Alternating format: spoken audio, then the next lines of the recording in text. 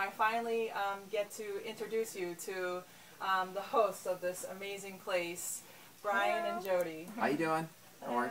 And, you know, we've just been overwhelmed with positive emotions since we arrived here. Everyone is so nice and welcoming, and Brian and Jody both are so genuine and so kind. And you really feel that they want you to have a good time here. They want you to get better. They're excited if you're trying new fruits, or, you know, excited if you're trying new plants that you never ate before. We went to the waterfall yesterday with Brian and a bunch of guests. We had a great time. You know, you don't feel like you're taxing them with your questions. They're really passionate and honest. And it's something that, you know, from my point of view, having been to a lot of detox resorts, you don't often see that. And I think one of the nice things about Brian and Jody is their own success stories. Just to give you a quick bit of information about them, they come from the U.S. They were both working in Atlanta, you know, pretty much normal life. Brian was a teacher and Jody was working in public health. They came to Costa Rica on their honeymoon, and they loved it. So, and then they decided to think about maybe moving here, and they had a friend. It was all kind of spontaneous and probably happened for all the right reasons that they were told about this particular location. Yeah. They came, bought the land 6 years ago, and they've put their heart and soul into it to build this place. Considering how young they are, it's just amazing to see how much they have created in 6 years, and now it's a fully operating detox, healing, raw food retreat center in Costa Rica. So I really give my hat off to both of you. Thank you, Jennifer. Every place you look, you can see that, you know, you guys have been busy for the last 6 years. Yeah. Yes. It was a labor of love. You can tell. You can really tell. So I'm really wanting to share with everyone, you know, your own personal stories of healing, because I think that's really what is probably fueling your passion so much and trying to help other people. Who wants to go first? Ladies first? Ladies first. Well, I actually had juvenile rheumatoid arthritis, which I got when I was a baby. I was not even 2 years old. So I'm 42 now, so I had it for about 35 years. Wow. So I'm not quite 42. I still have one more month That's left right. of being 41. I was thinking, wait a minute. Jump ahead quickly. Don't forget your birthday. So anyway, yeah, so I went raw about 6 years ago, which is when I was able to clear up the arthritis once and for all. But so a lifetime really, though, 35 years of arthritis, and it was crippling. I mean, my childhood was not really fun at all, and you know, in and out of wheelchairs, and medicine, a lot of medicine, and side effects from medicine, and more medicine. And then also at 16 I developed asthma, and so I had pretty debilitating asthma for about a decade, 15 years. Wow. Took a lot of prednisone to control it, used a nebulizer, had like bronchitis every third month or something. I had bronchitis. So when I was in Atlanta, well before I met Brian, I really started exploring alternative health modalities. And I did everything but diet. I really did everything. And I just have to put this in there that I did take the silver amalgams out of my mouth. I had 8 of them. And when they came out, when the last one came out, I was asthma free. Wow. That's a pretty cool story. I mean, I was floored because I didn't really expect it to just go away like that, but it did. Wow. So that is, I think, really critical to get the silver amalgams out of your mouth. I agree. And, you know, I guess with all the alternative things I was trying, I was having some gains, but not really.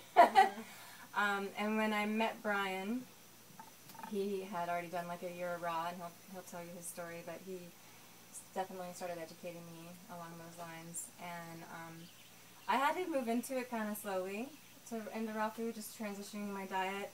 And coming off the medicine was scary for me. And so, I mean, a whole lifetime of, I would have side effects to the medicine, or like a liver malfunction or a kidney malfunction, and they pull the medicines, and I would flare, and I'd be this little girl in all this pain. And so I saw that pattern over and over and over and over again, and doctors telling me, you're going to always need medicines and always need me, your doctor. And so it was a big transition for me on an emotional level to give up medicine. It was, the medicine I was on at the time was working great. So, but I knew I was going through some pretty hardcore side effects, like dead bone in my knee.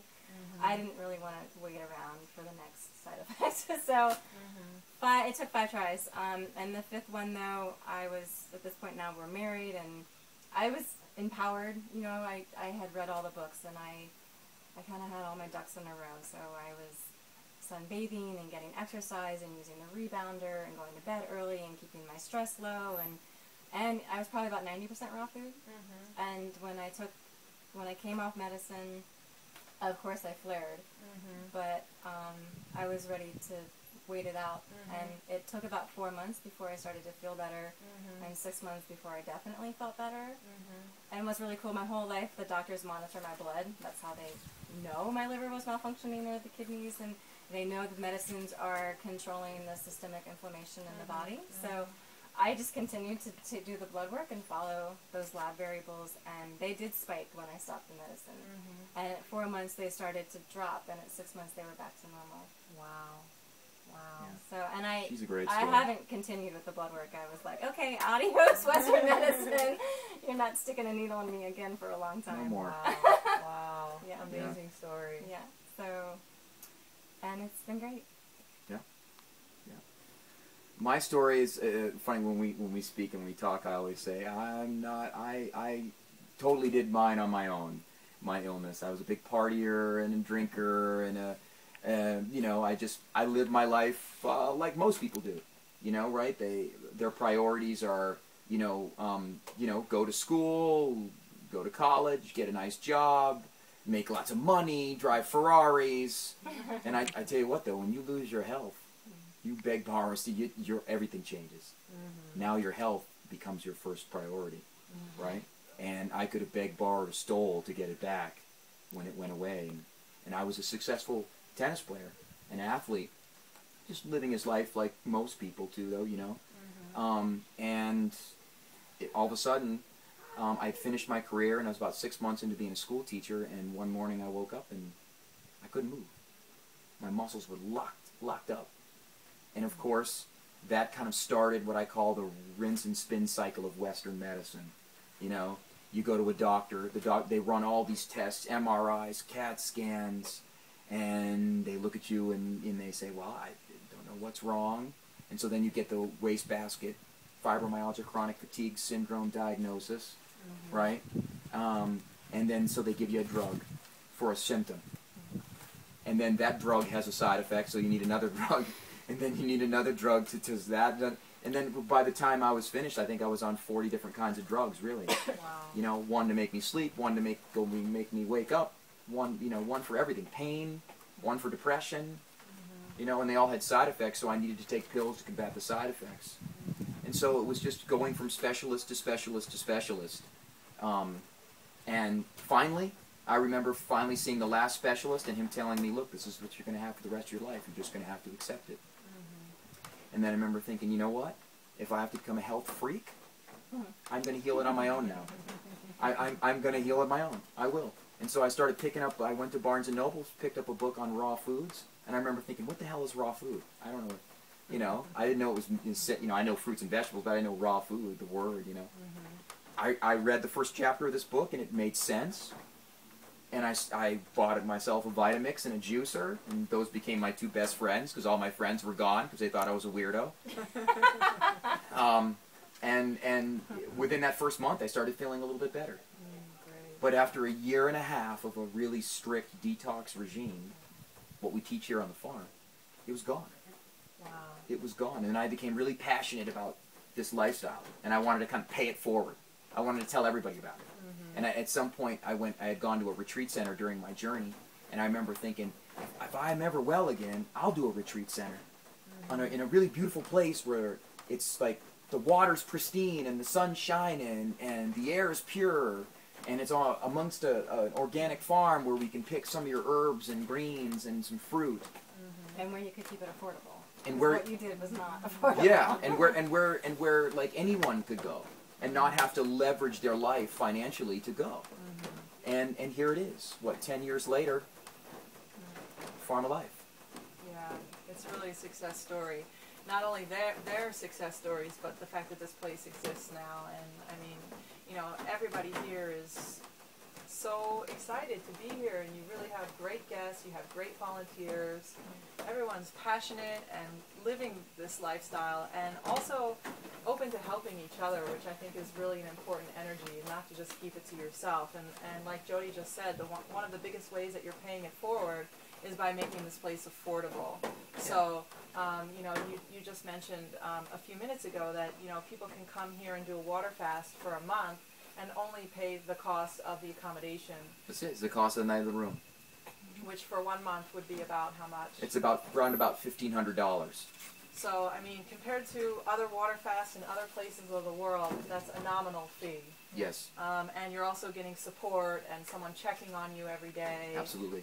Making sure that everything's okay, helping Spring you. water from the cold pools. Yeah, I mean, that's... And if you're not fasting the same nightly rate, but it includes that you can use all the fruits and vegetables and make your own food.